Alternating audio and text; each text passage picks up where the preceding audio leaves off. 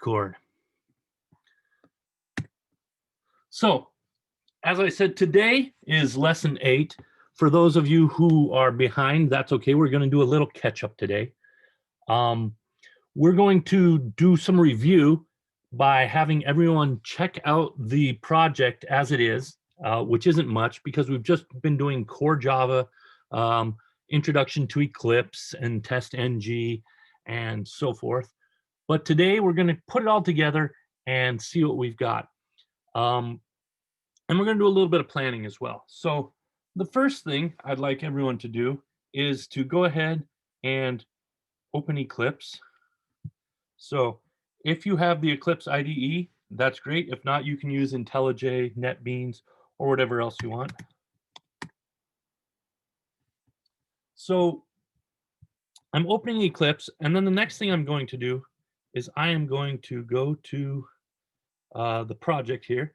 It's at github.com/TestWizardry, and it's called TestWizardry Java Core is the project. So you can see here on the GitHub for TestWizardry, we go to TestWizardry Java Core, and I'll paste this URL into the chat. Let me also see the participants. So if you can go to this URL, you can download that from Git. I'm going to show you how you can do that in Eclipse. And I just went through this and then I deleted it. So when it comes up with Eclipse, I'm going to start with a new workspace so everything looks fresh.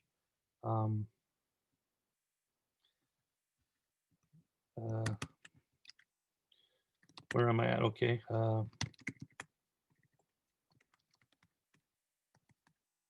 Okay, so now I've got an empty folder, and I can call my workspace. I'm just putting it in my temp folder, TestWizardry workspace. Eclipse just wants a folder where they can put your projects. You can specify any one or accept the default. So I'm going, problems occurred while trying to save the state of the workbench. That's because I just deleted it while it was open. So Eclipse is going to restart in the workspace, and there will be nothing here, and we'll start from scratch. It comes up with the welcome screen. You can create a new Hello World application, create a new Java project.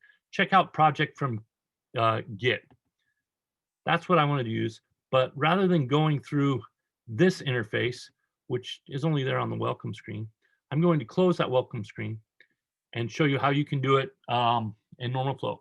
So what we want to do is we want to show the view under Window, Show View, Other, Git, and we want Git Repositories. So I'm going to open that perspective. And over here on the left-hand side, it shows Git Repositories. What I want to do is I want to clone a Git repository. And if you can just paste in that URL that we just did, you can also include a .git on there. Going back to GitHub and showing what you want to do is you want to click on this green code button, and it has the option here to clone it. Now, there's several ways I can go about that. I can do it from the command line, right? And I can git clone and paste my repository there. It already exists, so TestWizardry Java Core. Typo there. Now I can go back to this, and it's going to copy the files, and I can go to my TestWizardry Java Core and see my files. And it shows you all the files in my package, the source directory, and everything. So this is a Maven project, and I'll talk about that briefly, although I believe Monday we spent the whole day talking about Maven. So you can do that from the command line, but if you're an IDE type of guy, I like the command line myself. You paste that same URL, TestWizardry Java Core.git, here into the window that pops up when you hit clone Git repository. You can enter your authentication here, but this is a public repository, and so it shouldn't require anything to be able to check it out. Now, what you can also do is if you want to copy this, which I don't recommend yet because there's not much here, you can hit fork and you can fork the repository, and under your own GitHub user account, it will create a copy of the TestWizardry Java core. But since it's in the early stages and things are going to be changing around a lot, rather than trying to merge and sync a fork of the repository, I suggest you just check out each latest version. So each week we will create a tag or a branch showing our progress. All right, back to Eclipse. We've got this branch selection. The branch you want to check is called main. Git branch, used to be called master branch. They recently changed it to main, just to be a little more politically correct. All right, so it says when fetching a commit, also fetch its tags. That's fine. You can also fetch all tags and commits, or fetch those manually. We'll go ahead and just leave it at the default. Click next. And directory, it shows where it's going to go. There's already something in this, so I'm going to go to that temp folder I just created.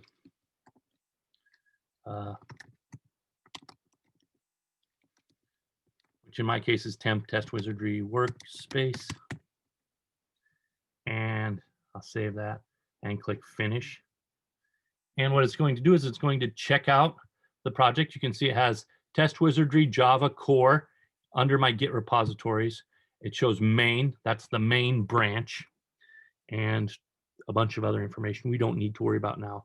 There's no branches, there's no tags, there's no other remotes other than the origin, which is GitHub. So we can go back to, we want to switch back to our Java perspective.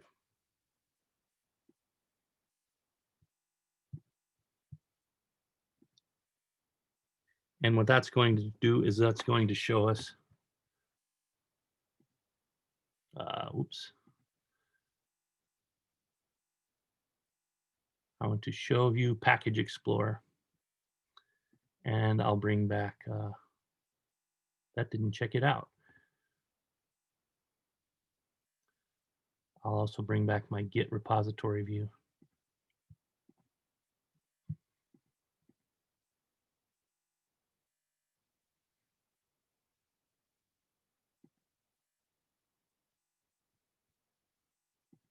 I think I did something wrong here.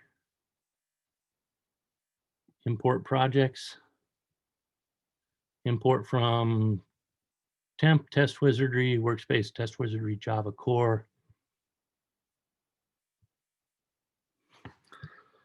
It should have detected, I don't know, maybe I was talking instead of reading. Here we go. So once I did that, I imported the project. Now under my Package Explorer, I have my TestWizardry Java core project, and you can see it's the main branch. I can also go under team, and I can do something like I can create a new branch or tag. I can essentially create a branch to work on that. But anyway, we can work with Git in here, and I want to show you how to do that. The next thing we want to do is we want to try and run our application as is. So under source main Java, expand that folder out. And then you should have a package called TestWizardry console. And there's an application called TestWizardry console. You can see here that it's a class called TestWizardry console. It has a main method, which we're going to use as our entry point. And we can run this program. We can either run it by right-clicking on our class and click Run as Java Application, or we can click over here, right-click on the file and Run as Java Application. All right, and it brings up in the console, welcome to TestWizardry. What is your name? My name is Aaron. Am I male or female? You'll see why that's important in a minute. How old are you? I am 45 years old. That's too old to apply to Hogwarts. Are you sure that's your real age? How old are you really? Well, it gives me a hint. You have to be 11 to be accepted to Hogwarts. And so I'll click 11 and I'll say, it says Aaron is an 11-year-old wizard. congratulations, you've just been admitted to Hogwarts. So that's the first step in our application, or in our game, is to apply to Hogwarts. And I wanted to take a minute to now talk about what we're going to do next. And then we'll go over the object-oriented format here. And we'll also plan out what we're going to do next. So I'm going to bring up the PowerPoint presentation just because it'll make it easier to read and easier to see for you guys. So TestWizardry, here's our game outline as I have it so far. And this is all introductory stuff. The part we're working on now is scene 1, where, well, it's not even really a scene, but on the website, this will be the page where it says, apply to Hogwarts School of Witchcraft and Wizardry. And what you need to do there is what we've just gone through in the command line interface. You need to create your character or create your player. You give it a name. You decide whether you're going to be a wizard or a witch. Wizards are male, witches are female. It doesn't matter. They're both equivalent characters other than their gender and the name wizard or witch. And then you apply to Hogwarts. Now, the only stipulations here are, in our game so far, to be accepted to Hogwarts, you have to be a wizard or a witch, a magic user, and you have to be 11 years old. So a fairly simple introductory thing. And of course, if people put the wrong age, we give a hint to let them know.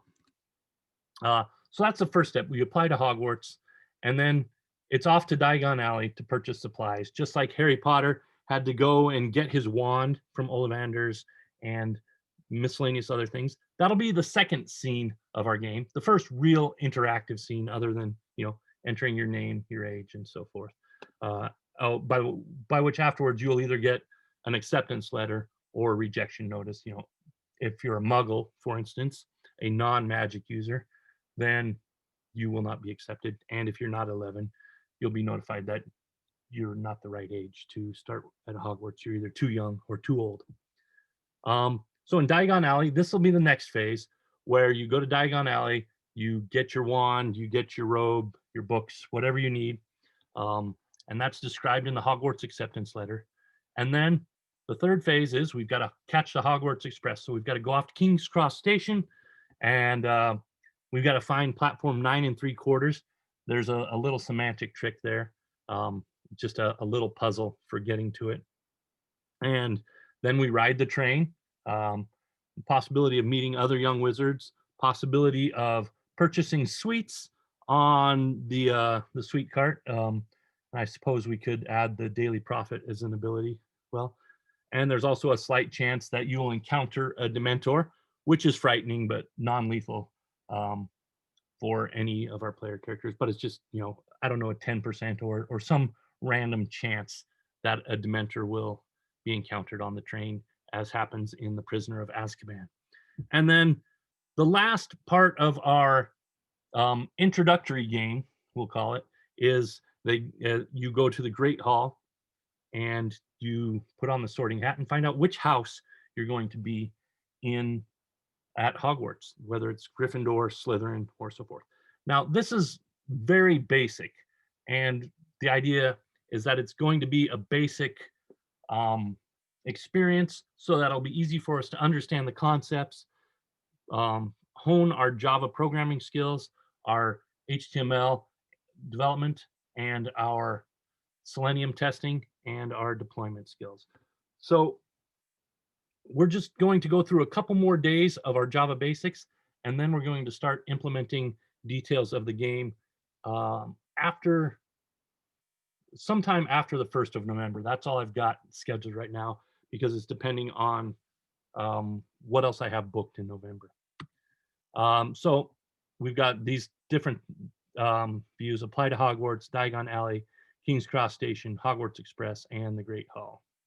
And that's what we've got in terms of game design. We'll be making it up as we go, and I'm perfectly happy to receive your input and add additional twists as well. So now that we've gone through our game design outline, which I think I hadn't really covered for everyone yet before, And it's not really that much of a game so far. The interesting part will be when we map out Hogwarts Castle, Hogsmeade Village, the Forbidden Forest, and allow characters to explore and encounter different things there, whether it's a unicorn or a dragon or an evil wizard, or perhaps to participate in a Quidditch match. Those are long-term goals that, frankly, are beyond the scope of this training session, but we'll see how it goes. All right, so getting back into our code, what I want to do is, since no one who's here today was here yesterday, I'll show you what we've got in terms of, just closing all these different things down, in terms of functionality for testing. Now, the first week, we created a plain Java project, but starting this week, we're using a Maven project. And Maven is a couple of things. Number one, it is a project organization tool. It allows you to define your project, build and test and deploy it automatically, or package it for deployment optionally. And it's a tool that makes building Java programs easier, especially in terms of gathering your dependencies. The other function of Maven, which goes hand in hand, is there's the Maven Central Repository, which is a source of all sorts of tools, libraries, and applications that you can incorporate into your project or download. Now, Maven starts off, a Maven project has an archetype, and an archetype has a project structure. A simple Maven project with no archetype is, the most important things to know is that there's a source folder as your root, src as source. And you can see here, this branches out to source main and source test. And maybe that would be more interesting if we switch to a hierarchical view. So I can go to package presentation, and instead of flat, go to hierarchical. And you can see here, we've got source main Java, and then source test Java. Java being the programming language. If we were using Scala or some other programming environment, you could even use non-JVM systems with Maven. So you could have JavaScript or Ruby or Python or whatever you want. But typically, you're going to have source main Java. Oh, thanks, Amir, for mentioning great game plan. Anyway, so source main Java and source test Java. Then we have resources. Java contains your Java files, your actual program code. And likewise, test contains tests for your application. So you're going to build your source main Java and then run your tests from source main test. Now, resources, for example, we have the Hogwarts acceptance letter. Resources are non-code files, whether it's text files, configuration files, images, binary data, whatever it is. In this case, it's got the acceptance letter. We are pleased to inform you, you have been accepted at Hogwarts School of Witchcraft and Wizardry, et cetera, et cetera. Please find the enclosed list of necessary books and equipment. That's in the Hogwarts equipment list. And this is just copied from the wiki. So, and this is where having, if you have Harry Potter experience that I don't have, it helps. All right, my network is slow when I'm broadcasting. But yeah, I think it's the Harry Potter fandom wiki as kind of the source of truth that I'm going for. So for instance, if I want to know about Diagon Alley, I'll go here. And what I learn is that that there are a bunch of places in here that we'll want to go when we go here. The first place we'll want to go is Gringotts Bank, like Harry Potter. We need to get some money to purchase our other things. The average player may not know that. You might have to stumble around. You can go to Gringotts, and then you can go to the Owl Emporium, the bookshop, There's Ollivander's Wand Shop. That's an important stop along your way. Madam Malkin's. Anyway, Robe Shop.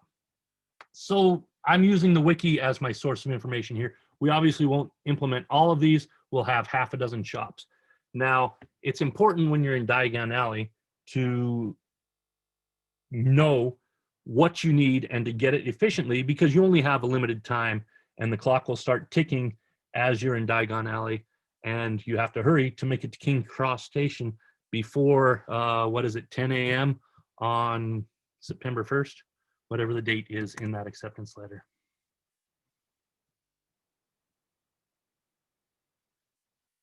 Anyway, so that's kind of the next stage in our game. We've got the acceptance mostly working. I actually think maybe I don't. But anyway, back to Maven. The POM file has three main sections, right? Well, there's more, but the three sections we're concerned about are our project metadata. It talks about what our project group is, TestWizardry. Our artifact, which you can see is our package or project name, is TestWizardry Java Core. We may have more than one project. For instance, we might have a TestWizardry web, and we might break it out into a TestWizardry console or command line app, because it'll be able to be playing either way, from the web or from the command line. And then here's probably the biggest value, is the dependencies. Now, we only have one dependency right now, TestNG, but many projects have dozens of dependencies. And what Maven does, you can specify the project that you need, the library or tool, in this case TestNG. You can specify a specific version, and you can specify whether it's needed in the build phase, the documentation phase, the test phase, the package phase, all these different target stages that Maven knows how to build for. And then you have plugins. We're using the Maven compiler plugin, specifying Java 8 as our minimum source and target version. So that's kind of a refresher on Maven. Your pom.xml, which stands for Project Object Model, is kind of your link to how Maven works, as well as the file structure, source main Java and source main resource or source test. So for those of you that are following along, have you been able to check out the project from Git, and are you able to run the TestWizardry console app locally? Yeah. Okay, great, Rich. So you should be all caught up. The next thing I want to show is tests. Now, yesterday we talked about TestNG. So we have our first test is we have our Hogwarts acceptance test, which tests out whether you've been accepted.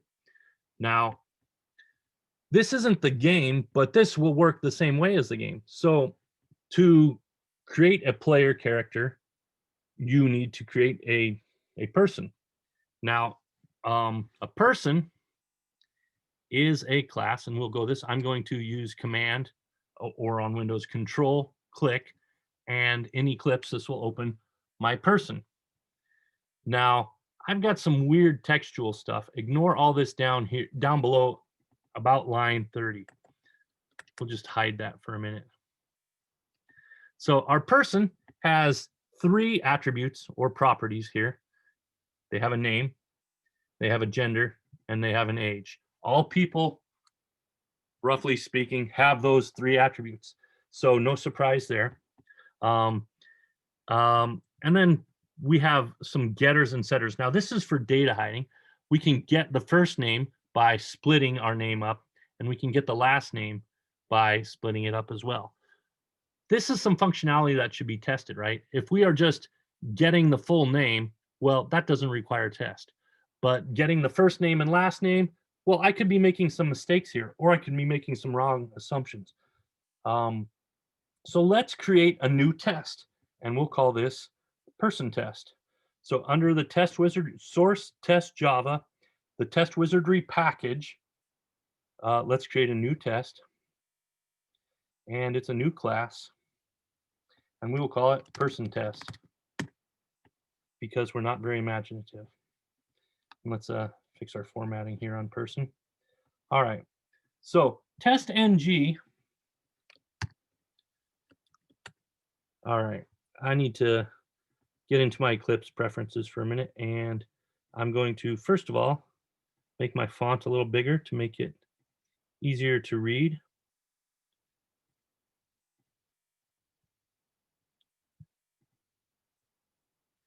Edit my font here, and I'm just going to up that size a little bit. And then I'm going to go in my Java formatting. This is something else I'm particular about. I like my code style formatter. And every time I create a new workspace, I have to do this, and I've done that a lot. But the one thing I really want is I want my braces to be on the new line,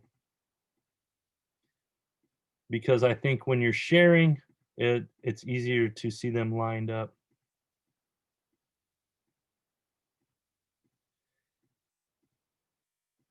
Although you might be of the other persuasion that you want to parentheses on the same line to save space. And if it infuriates you to see it the other way on mine, that's okay as well.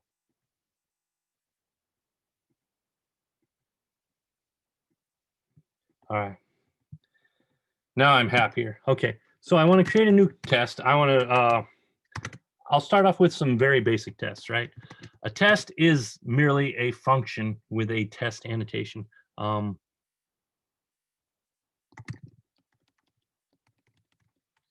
person should have a name. And this is kind of post hoc test-driven development.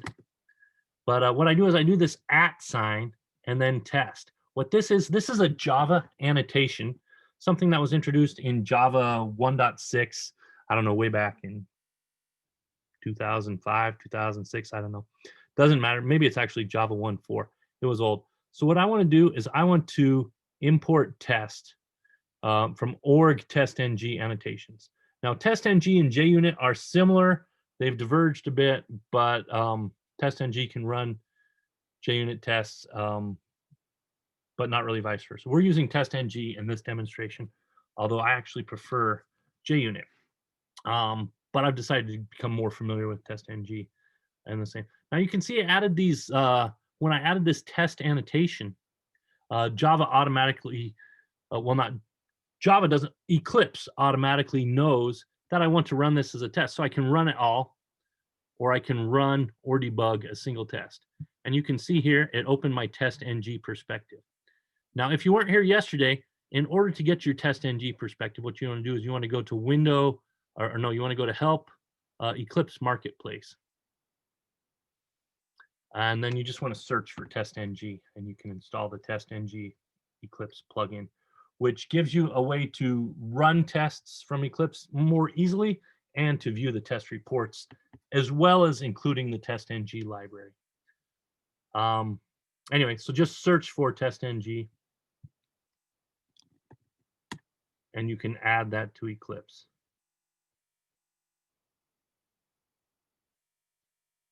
You would just click install when it shows up. We'll give it about 4 seconds and then give up. All right, that's enough time. Oh, there it goes. Okay, cannot close due to an active operation. So anyway, it says it's installed for me. If you don't have it installed, just click install. So once you do that, what will happen is when you add that little @test above your function here, it will put these little runner things, and it will create this runner tab. I'm going to move this from the bottom up to the side here. So now next to my package explorer, I can see my results, and I like that because, well, it's kind of a vertically oriented thing, right? So let's create our first test on person. A person should have a name, so we want to create a person, right? Person, a person called person is a new person. Now we can see this red underline shows that I have some sort of error, and it says add arguments to match person, string, gender, int. Let's go ahead and look at person here. So person is a class. It has these three properties, and it has a constructor. A constructor is a function that's used to initialize the class. So in this case, a person needs a name, a gender, and an age in order for us to create a person. Every class has a default constructor by default, I guess. And the constructor is public by default. You can have a private constructor in the case of if you use a singleton, for example. But anyway, most classes, when you create them, if you don't define a constructor, it has a constructor that looks like this. It's public, meaning it can be accessed outside of this class or outside of this package in the case of protected or the default private. It has a method that shares the same name as the class. It takes no arguments to that function, and it's empty. It doesn't do anything. So that's the default constructor. For person, we decided, well, a person, in order to exist, well, they've got to have these three attributes, and it makes it easier for us. So we have a new person. Our person needs to have a name. My name is going to be Aaron. And my gender is male. Now, that's the next thing I wanted to show is we've got gender is an attribute, or it is a class, or more specifically, it's an enum, which specifies that gender can be male or female. To clarify it, so I can say gender.male, or I can import static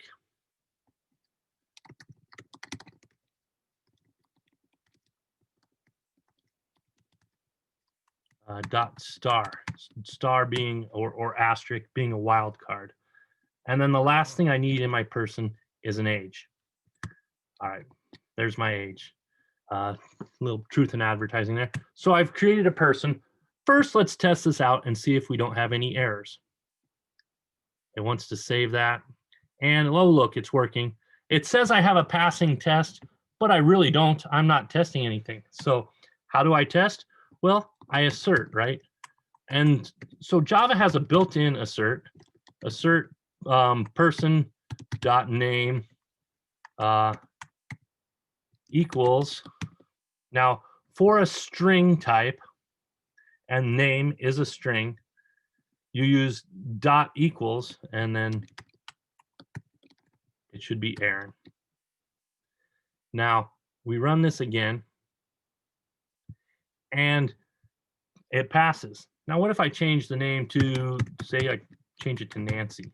That's not my name. But it fails, and it says, person should have name, line 13. That doesn't tell me a lot of information. TestNG includes some assertions that essentially what it does is it's throwing Java lang assertion error. TestNG has assertions that can test whether something is equal, whether it's true or false or not equal. There are other assertion libraries, and I'll introduce you into both. JUnit has a more comprehensive assertion library, and there's another assertion library called AssertJ that I'll introduce in the future. But TestNG has assert.assert equals. And then the actual is person.name. I'm getting the name from the person. And the expected value is what I think it should be in this test. Well, it should be Aaron because that's what I just put. I run that test one more time. I'm going to click always save so that pop-up doesn't come up. And my test went from failing to passing again. To make sure that it's working, I can change it to, well, see if I'm Harry. I'm not Harry, but maybe Harry Potter is the name. And we can do that. That's still going to fail. Why? Because it says expected Harry, but found Harry Potter.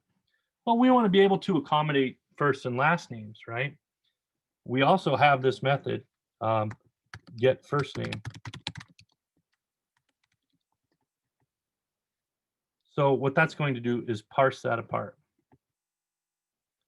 And now we've got a failing, or I mean a passing test again. So let's go ahead and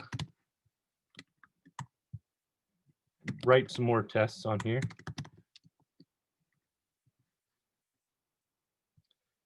And what we could do is we can do assert, what is it? Is there an assert not null? Assert dot. We've got all these different variations on assert equals. We've got not equals, same thing for all the different types that can be passed.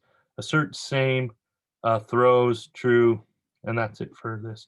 So our TestNG assertions are kind of limited, but they expect you to do the work in your code. I'll show you how AssertJ can make that easier in the future. But equals, right? All right. Now, what I'm going to do is I'm going to introduce a bug into our code.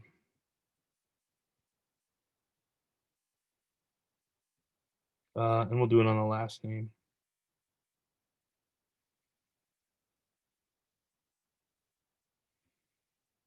No,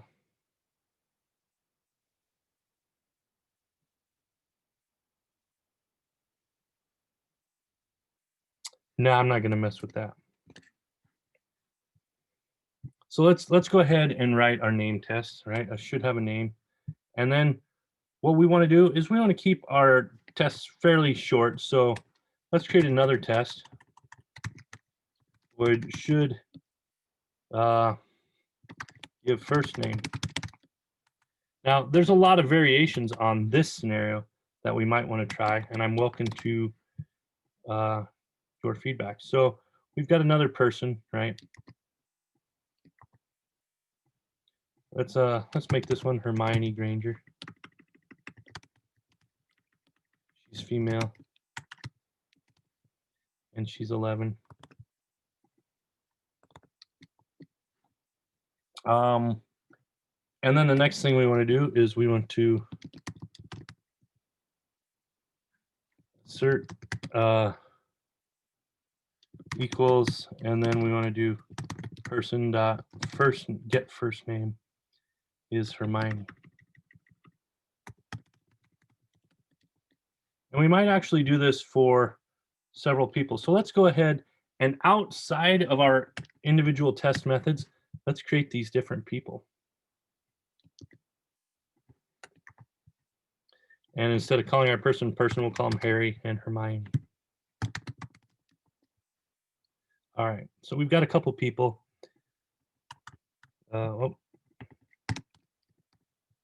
So we're guessing that Harry's name is Harry Potter. And we're guessing that Hermione's name is Hermione Granger.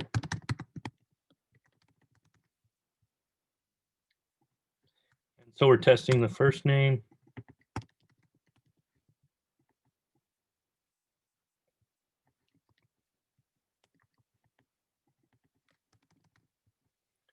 And we've got a little cut and paste here. I'll show you a way to avoid cut and paste. Now we've got two different tests here.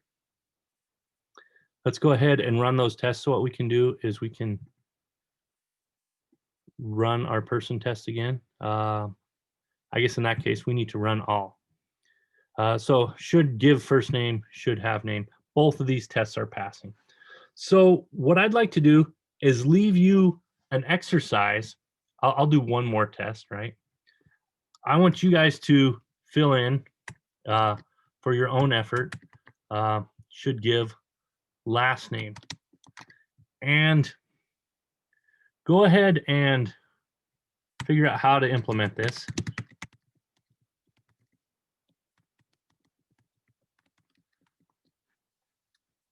And see if you can figure out ways that either with the first name, the last name, or with the age or gender, see if there's a scenario where this test will fail. For instance, what would you do with the last name, looking at the implementation, where there's a space in their last name?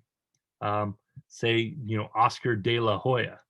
De La Hoya is his last name, and it has multiple spaces. Or someone who has multiple first names or middle names or only one name. How is that going to fail? So go ahead and write an assertion for first name or last name, or write some test implementations for last name. And you can add more to first name if you want by adding people or whatever. Now, the next thing we need to do also is we need a wizard test. So let's create a wizard test. And we want to have a test. Should be a magic user. Looking at our code here, we've got a where are we? We've got a person, we know that, and then we've got a wizard. Now a wizard extends a person. All wizards are people, at least in this game. Maybe in some other alternate, there would, in Lord of the Rings, you might have a wizard who's an elf or something like that. But a wizard is not only a person, they're also a magic user. But a magic user isn't a type, it's an interface. And I've gone over this a couple times if you've looked at the past videos and seen it implemented. A magic user defines a contract. So a magic user should be able to cast a spell. And you can see here, we haven't implemented that yet. We need to go to Hogwarts to learn how to cast spells and brew potions and do other wizardly things. But what we want to do is we want to implement these other tests as well. And I'm not going to get into those. I'm going to leave those as an exercise for you now. Should be a person. A wizard should be a person. A wizard should be a magic user. And test public void. This might not fit in wizard test. This might be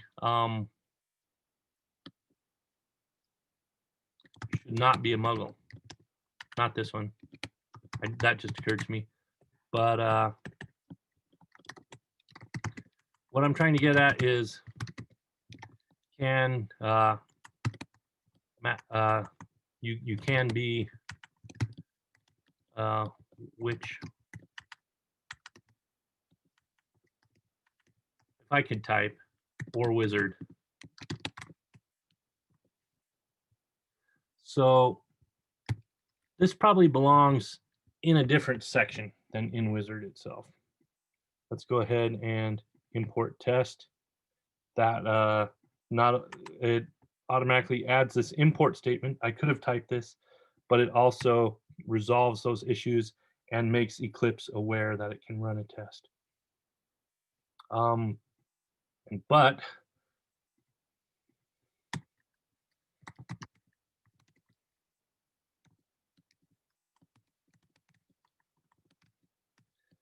here's the test I wanted to implement as well, right?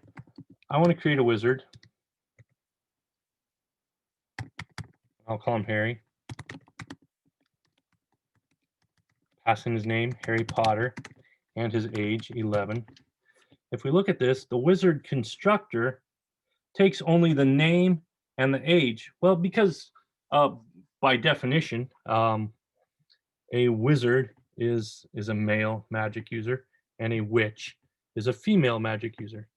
So that's what I want to test out, that if I create a wizard, that it's a male. This is actually a useful test, other than the other ones, which are really more definitional. So what I want to do is I want to assert true that Harry gender is equal to male.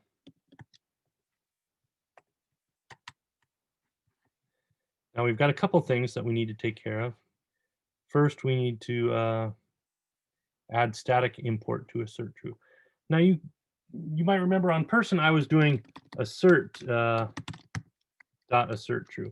Well, we don't need to do that. If we do import static instead of import it will statically import the assert class. Well, I don't want the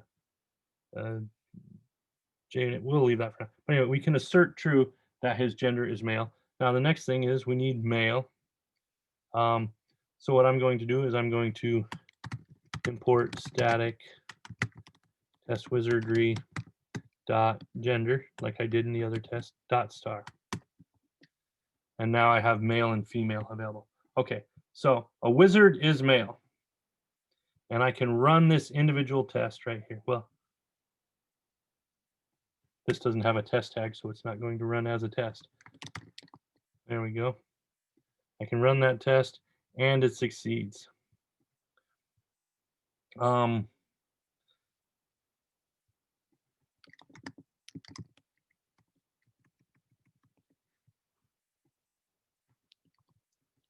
And I can do the same thing. Maybe I'll create a witch test.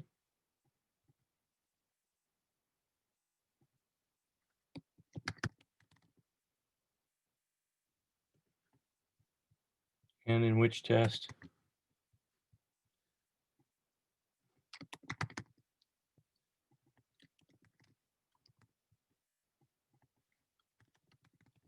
Hermione, and she's 11, and well, we should expect her to be female. All right, and we need to import wizard. Oops. Well, let's do it this way. Come back, fonts. Gender.star. There we go. So female. Now we add the at test annotation. We're going to have to import that. And now I can run this test. It hops back over. A witch is, well, a witch is female, I should say. I can run it again. Now it says a witch, a female, assert error. Assertion error. Oh, because it's just true. So I can change that to assert equals. And I will just include all the asserts by default. And so rather than equal to, it's a comma. And I run this again. And it fails. It says expected male, but was female. Because it created a wizard, not a witch. Now, the other thing is I can create, and this is where it makes sense, right? A witch is always going to be a witch, and a wizard's always going to be a wizard. But a person can be either. So if I create a person called Hermione, who is, and I do a cut and paste error like happens all the time in real development, well, expected male, but was female. So we need to change that to witch. And then when we run that again, we now have success. A witch is female, a wizard is female. So that gives us some stuff to work for. So what I would like to see for you guys to do is fill out some tests for person test, wizard test, witch test, etc. Now you notice these ones should have a name, should have an age. These ones are really not testing anything. It's still sometimes useful to document them in the tests in case something changes, right? Maybe we change our interface and people no longer have an age because we don't care about that for some reason. Maybe that Hogwarts is now accepting people of all ages. So we would remove that, that requirement. But if we remove that, we have tests that are still expecting that a person should have an age. More realistically, not that people don't have an age, but more realistically, we're moving that information somewhere else. But by documenting it in a test, if we change that, if we refactor our code and we put that information, their age, somewhere outside the person object, then we'll know that the test is failing. And either we can't move it without having further complications, or because we've moved it, we know our test is failing, and we need to write a new test that takes that into account. So that's kind of a more detailed explanation of writing different tests. So if you want to go ahead and write some more person tests, wizard tests, and witch tests, go ahead and do that. The last thing I want to do for today going forward is to go back into Git, because working with Git is nowadays almost as important as being able to work with your compiler or your IDE or with Maven or TestNG, all these different tools that as a developer we use. Git has kind of become the de facto standard. In the past, I've used CVS, I've used Perforce, I've used, not CVS, the pharmacy, the current versioning system. I've used Subversion. There's other tools like Mercury and Arch and stuff that have been used. But Git is really, in most cases, the most valuable tool, whether you're writing test code development, developing a web app, developing backend web services, ETL, whatever. Most people are going to be using Git, and many of the principles used for Git will apply to other tools as well.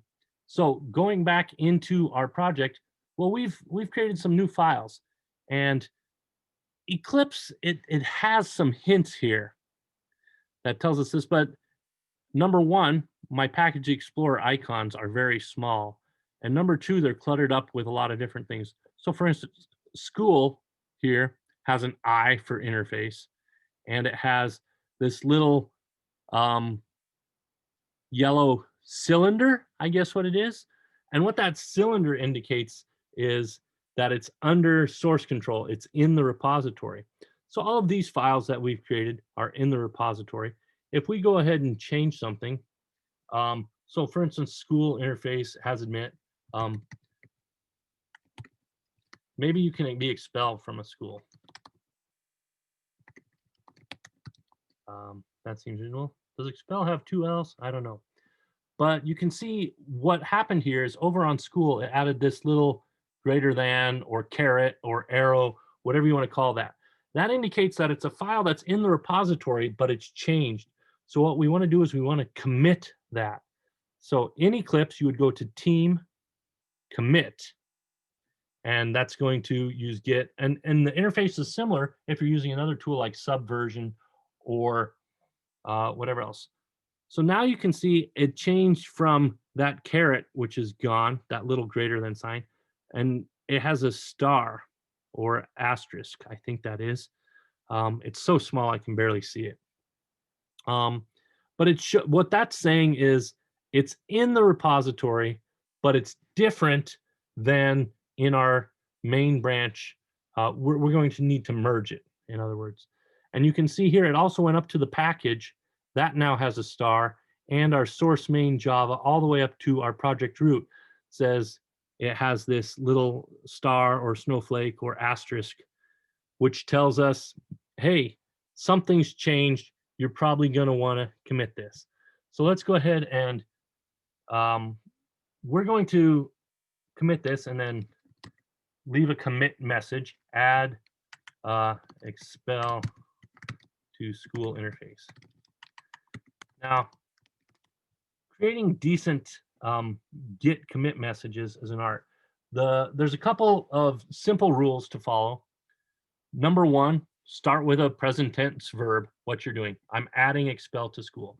Now, you don't want to rewrite your code in your commit message, which is kind of what I am doing right here.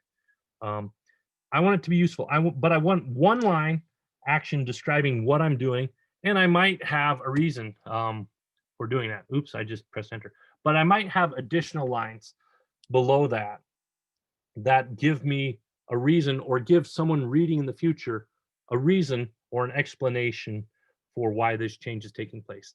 The second rule is keep your commits small.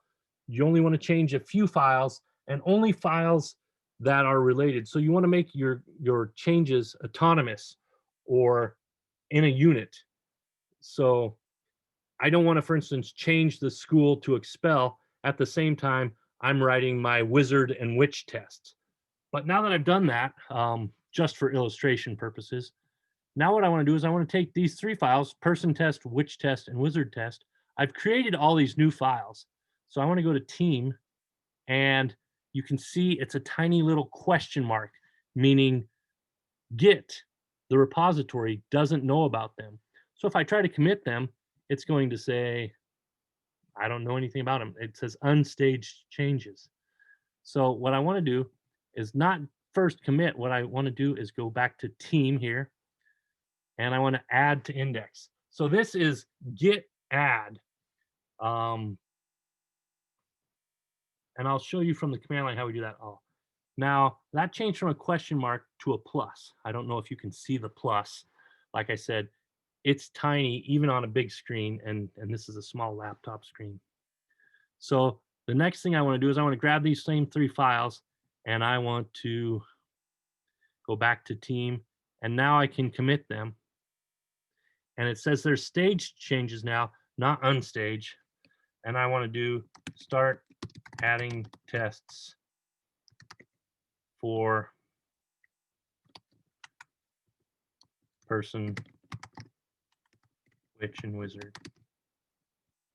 And now I can commit locally, or I can commit and push to my remote. I'll go ahead and commit and push to my remote. Now, from the command line, doing those same things, what I would do is if I create a file,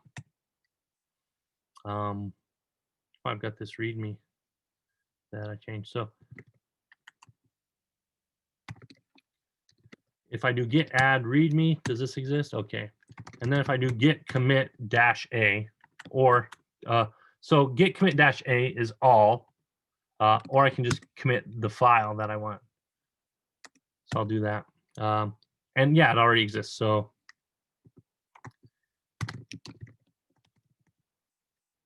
I'm just going to, well, I'm going to create a file first, right? So I'll call it hello git. And then I'll git add hello git, and I'll git commit. And it says new file. Now this brings up Vim, my text editor. On Windows, it might bring Notepad up. It's configurable.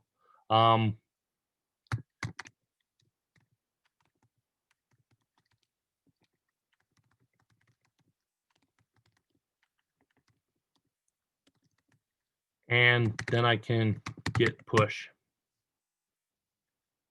Permission denied. That's okay, because I don't even want that file. So I don't have the access on the command line here to that repository because my Git configuration is wrong. So I'll just git rm or remove that file. And now I'm going to delete it.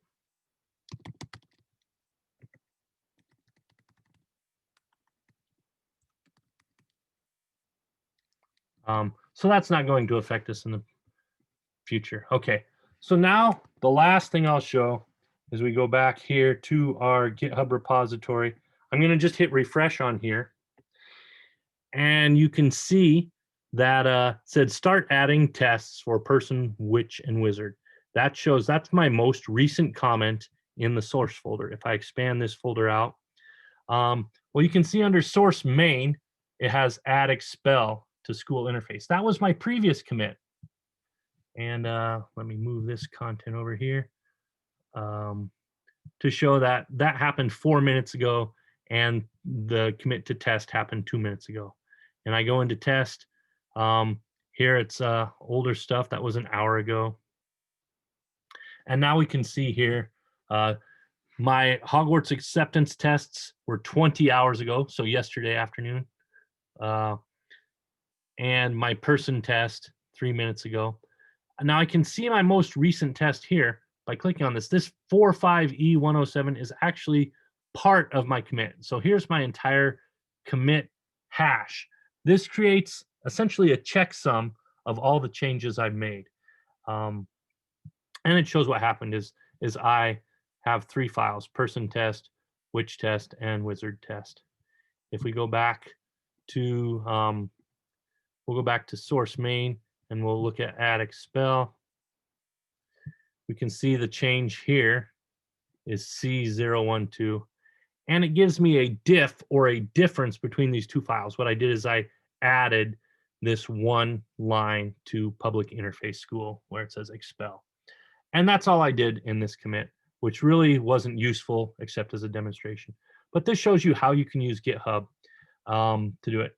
And then the next thing I want to show is that there's branches. There's only one main, but starting next week, not starting next week, starting in November when we start back up again, I'll be adding a branch and it'll say, phase 1, phase 2, or whatever, lesson 1, lesson 2. So that's showing you a little bit of review, talking about our plan for creating the game, the different features of the game that we will implement, reviewing Maven and TestNG, starting to create some new tests, and also helping you with Git and GitHub, both in Eclipse and from the command line, so that this is really kind of the core of everything we need, right? We need to be able to use Java, understand the Java programming language.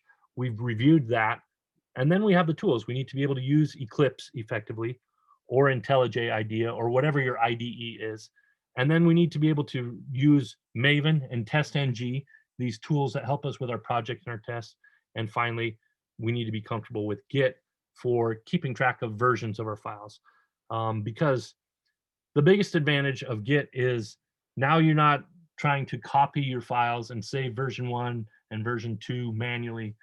Because if you make some changes and you get to a point, which I often do, where you've just kind of coded yourself in a corner and you don't want to hit undo on your text editor 1,000 times to get back to the point where everything did make sense, you just save it regularly in Git, and it will keep track of the different versions of all your different files. And if you do a good job of committing little things together, then you'll say, oh, when I was working on the sorting hat, we'll say, when I was working on the sorting hat, these are the changes I made, and they only affected the sorting hat, and here's the commit that did that. So I can know generally where in my code I made that mistake. Anyway, I've talked over time, and I'll let you guys go. We'll talk to you tomorrow. Have a good day. Thank you. All right.